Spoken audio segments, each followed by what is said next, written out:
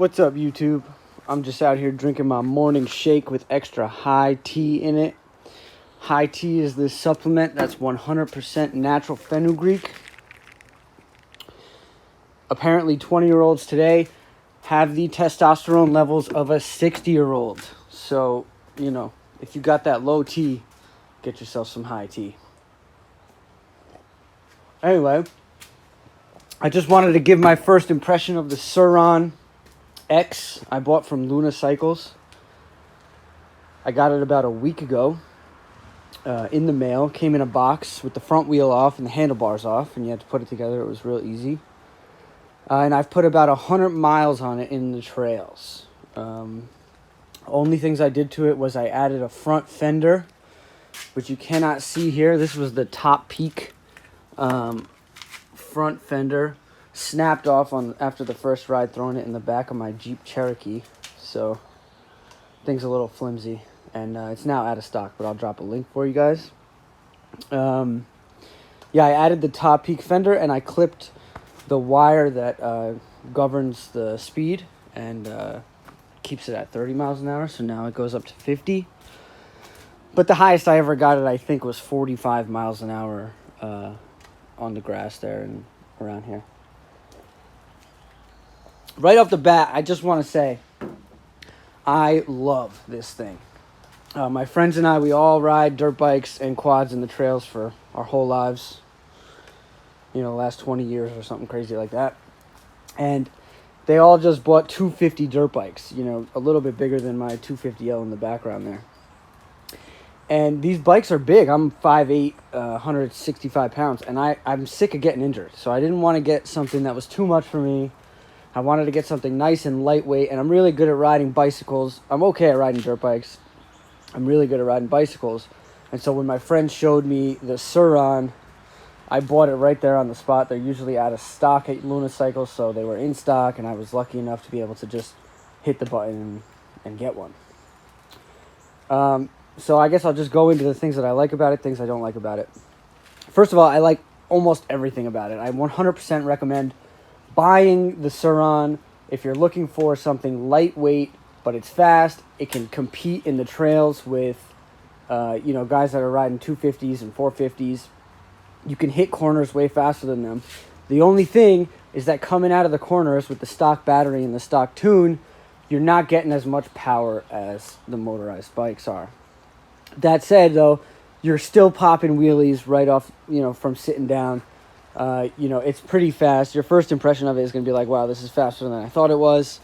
And when you're in those tight trails, which I've been riding, I mean, not only am I keeping up with the 250s, I'm just as fast, if not faster, around those corners.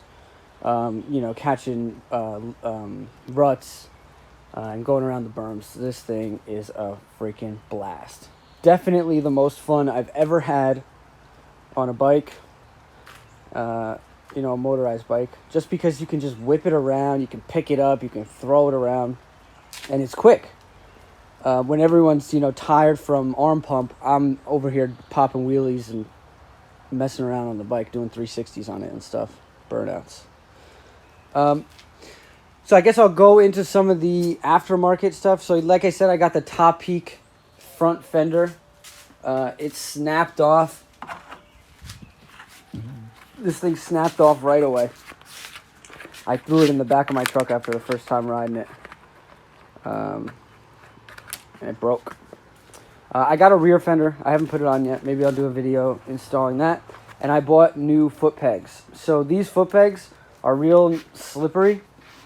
And I don't recommend riding these foot pegs with motocross boots.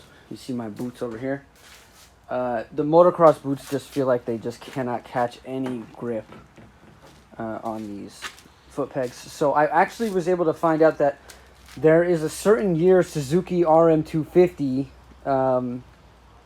pegs that will fit perfectly right here on these mounts, these brackets. So I'm going to swap those out when I get them. I bought them on eBay for $28. Aftermarket parts for this thing are really hard to find. There's a lot of local niche Surron shops, And it seems like they're just kind of fleecing you. You know, some of the aftermarket seats I've been looking at, I mean, my butt hurts after riding this seat for a couple hours. I was looking at aftermarket seats, $200, $500. You know, I don't want to spend that on a seat. And, you know, a bunch of these shops, they sell aftermarket foot pegs, and they're selling them for $80 when you can get foot pegs that will fit if you do enough research for $30, like I said. So be careful with these shops. You know, the one thing that I said before about coming out of turns is you're not getting as much power, especially at like 20%, 40% of battery power. By the way, this battery lasts a full day. I rode all day yesterday, no problem. My friends were riding quads and dirt bikes. They were basically out of gas. They had about a quarter tank left, and I had about a quarter tank of battery left. So I mean, it lasts. You can go out there with the big guys, and you can ride. But the aftermarket batteries for these things, first of all, you can't just get the aftermarket battery. You also have to get the aftermarket controller tuner, which itself is $1,000, and then the battery itself is around $1,700, and then you also have to get the charger, which is another $150. So the bike itself costs $3,900. If you want to get the aftermarket 72-volt battery that brings it up to 80 miles per hour, and the controller, which makes it really, I think, just as fast, if not faster, than a 250 dirt bike. You know, it's basically the price of the bike. You're looking at around $3,000. I talked to a couple of companies. I just had a conversation with surronshop on Instagram about their aftermarket 60-volt battery. They said it brings it up to 3x the speed, but it fits flush exactly the way that the stock Surron battery fits. But it's not as fast as the 72-volt battery that Lightspeedebikes makes. Yeah, I mean, that's it. Basically, I got on this thing. I fell in love with it right away. I let all my friends ride it, and every single one of my friends that rode it, while they were riding their dirt bikes, they were saying, I need to get one of these things. What's really great about it is I can ride anywhere with no one noticing because it's so quiet, and they have to kind of like get ready, put the bike on the pickup truck. They can't ride it to the trails. All this stuff, it's extremely convenient for me. I hop out on this bike, and I take it straight to the aqueduct, and I take the aqueduct straight to the trails. So I never have to get off the bike while these guys are loading up on the pickup trucks and doing all this extra stuff with the dirt bikes.